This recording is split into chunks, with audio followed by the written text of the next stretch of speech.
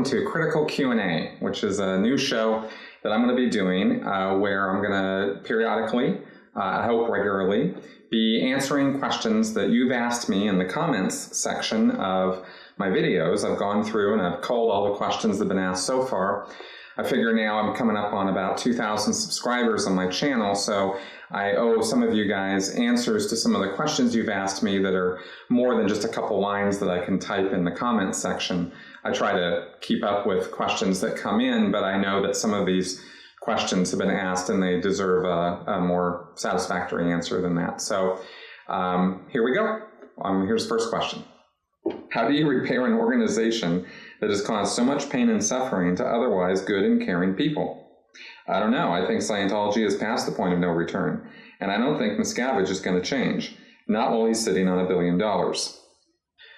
Well, you're right. I don't know how you change an organization that has caused so much pain and suffering either. I mentioned in my open letter to David Miscavige some ideas of things I thought that would cause some immediate positive change in the church. Now, I want to make it clear that I am under no delusion that David Miscavige is going to follow my advice or even watch my video, but I made it as a statement to him and to those in the Church of Scientology to hopefully get them to open their eyes as to some of the injustices and some of the awful things that the church is engaged in, some of the things that they're doing. And the most basic hypocrisy that the church members engage in, which is that they have a creed which says that everybody has freedom of speech, freedom of thought, freedom of choice, and yet they enforce disciplinary actions on their members that prevent anything like freedom of speech, freedom of thought, or freedom of choice. And that's the most basic hypocrisy in the entire church, is that their creed is not followed in any way. So in terms of what it would take to repair that organization, well, like I said in my video, I think that if they were to cancel disconnection as a policy, just get rid of it, just boom, there's just no more of that, and let families and friends reconnect and be friends or family with people who are not necessarily enamored with the church. That would be a major, major step. However, at the same time, they would absolutely have to dismantle the Office of Special Affairs and get rid of their own internal justice system, because that justice system does not serve anything like the premise is that it's supposed to serve the greatest good for the greatest number of dynamics, the greatest good for the greatest number of people across all of life. And in fact, that's not at all what the church's justice system does. What it does is it serves the greatest good for the church, and the individual doesn't stand a chance against that, which ironically is exactly what Hubbard said not to do in his policies. He said we should have a justice system that doesn't do that, and yet he put one together that is run in such a way that the individual is squashed almost every time. So that needs to go. Those things, that whole apparatus needs to disappear. Now, what would we have left if you took those things away? Well, you'd have real freedom of thought and real freedom of speech.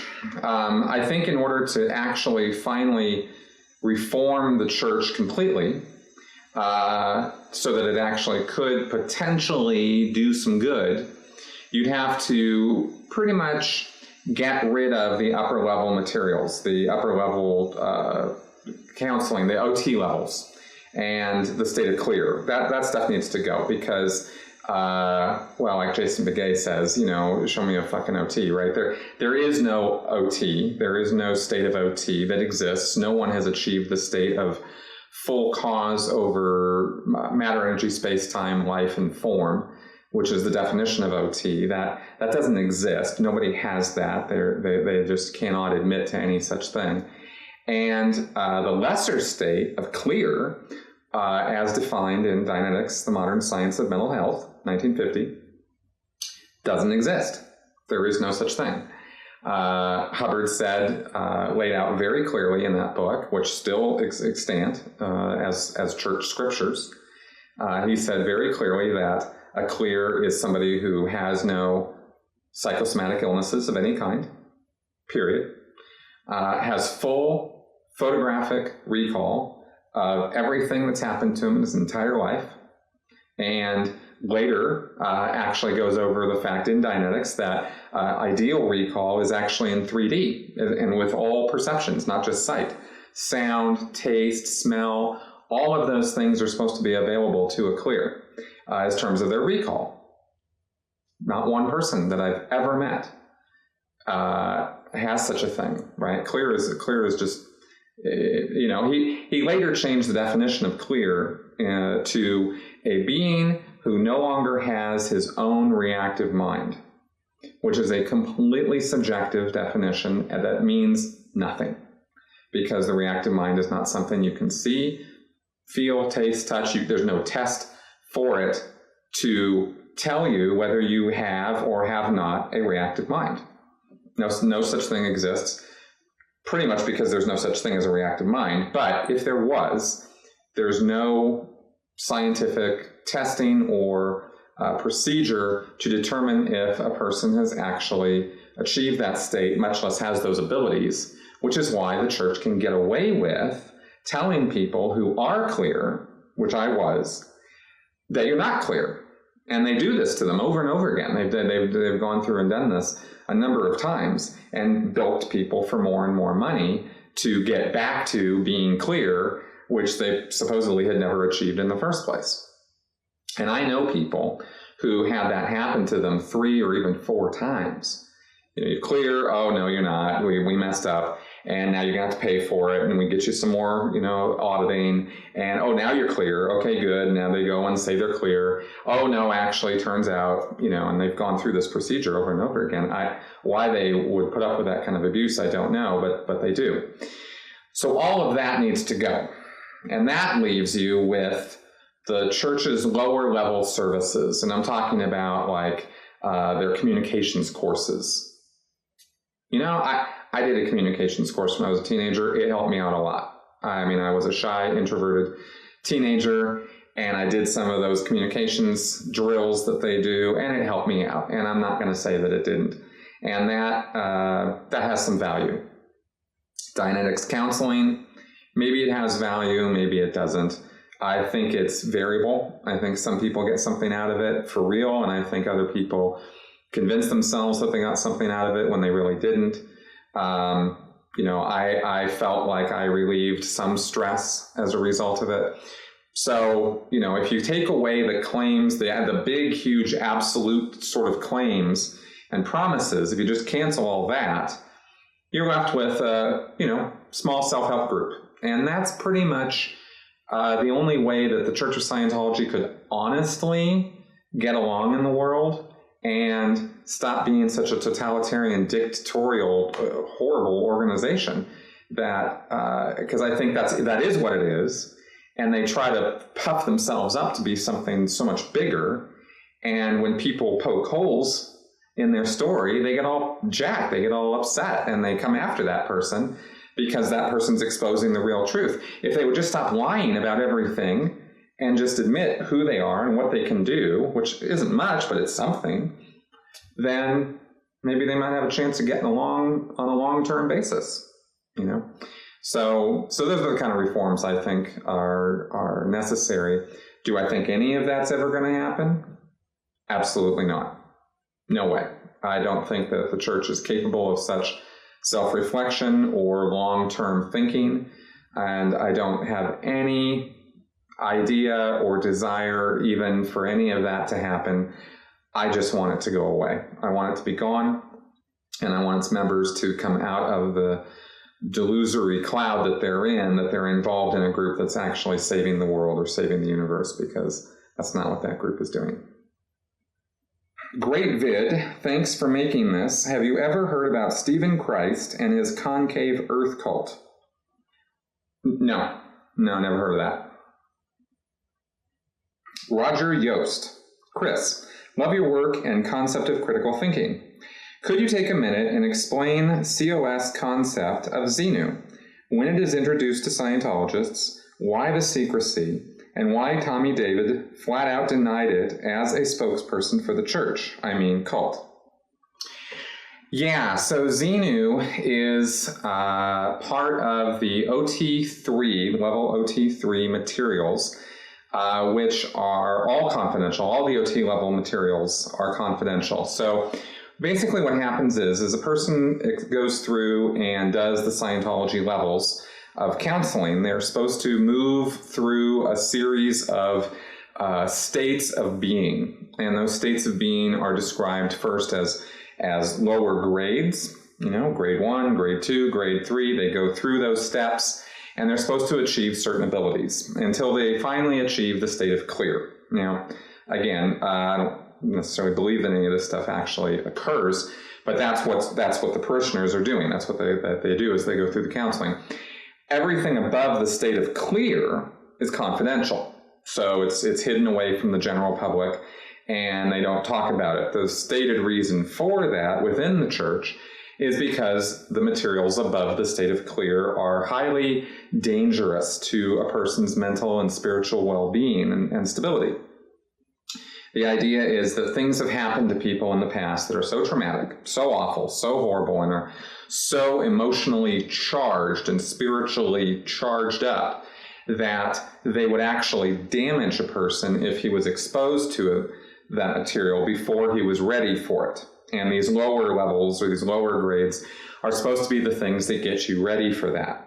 And so the first thing you do after you go clear is you do, anyway, I'm not going to get into all the whole steps, but there's an OT1 step, and then there's an OT2 step, and they're sort of preparatory steps for OT3. And OT3 is where you get told that Earth is part of a galactic confederation of planets, and that out there in the universe, for trillions of years, there's been this big civilization out there, and there's this old galactic overlord named Xenu, who was a really bad guy, and he gathered up, all the beings in the universe. And I want to actually clarify something, because this is commonly missed or misstated in things that I've read, that that there's all these aliens, that he gathered up all these aliens and sent them to Earth.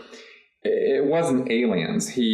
What he's referring to is beings called Thetans in Scientology. Thetans are us. You're a Thetan, I'm a Thetan, we're all Thetans. That's the idea in Scientology, is that your spiritual self is referred to as a word called a Thetan.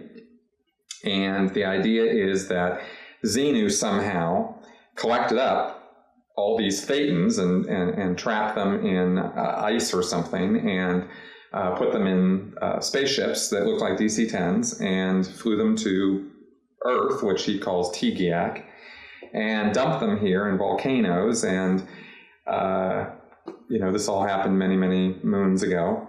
And then all these spiritual beings, these Thetans, not aliens, Thetans, got so messed up through this whole process, right? They got so screwed up that some of them just about died. Now, you can't kill a spiritual being who has no age, so they just, act as these whole degraded beings. And so the theory goes that all these degraded beings have been latched onto beings that are not so degraded, which is you and me.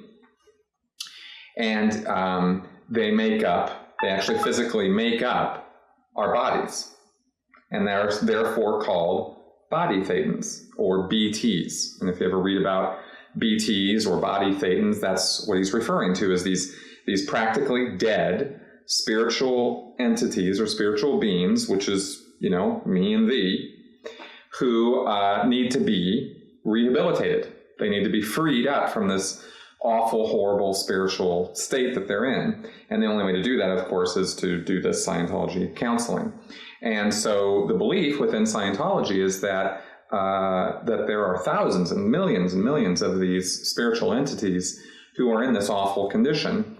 And by doing the OT3 procedure, the counseling procedure, which you do on yourself, you will free up, you will rehabilitate spiritually these practically dead BTs, body thetans. And by so doing that, you also free yourself, because these things are latched onto you like a bunch of leeches, a bunch of spiritual leeches, and they're not quite fully dead, and they affect how they're supposedly affect how you think and act and feel.